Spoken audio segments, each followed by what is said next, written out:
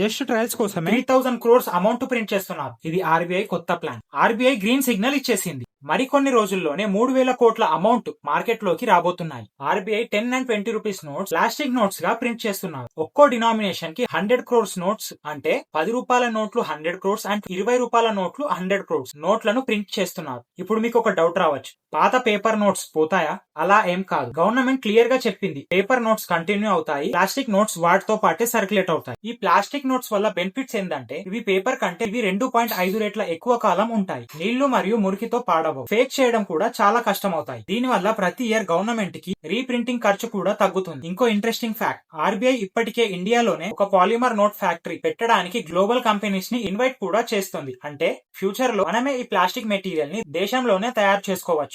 Import మీద depend అయ్యే అవసరం ఉండదు. మీకు తెలుసా, ఆస్ట్రేలియాలో 1988 లో మొదటిసారి ఇలాంటి ప్లాస్టిక్ నోట్స్ తీసుకొచ్చింది. ఇప్పుడు ప్రపంచంలోనే 60 దేశాల్లో ఇవి కంటిన్యూ అవుతున్నాయి. ఇలాంటి మంచి ఇన్ఫర్మేషన్ కోసం అకౌంట్ ని ఫాలో కొట్టండి అండ్ సబ్స్క్రైబ్ చేయండి. ఇన్ఫర్మేషన్ నచ్చితే వీడియోని ప్రతి ఒక్కరికి షేర్ చేయండి.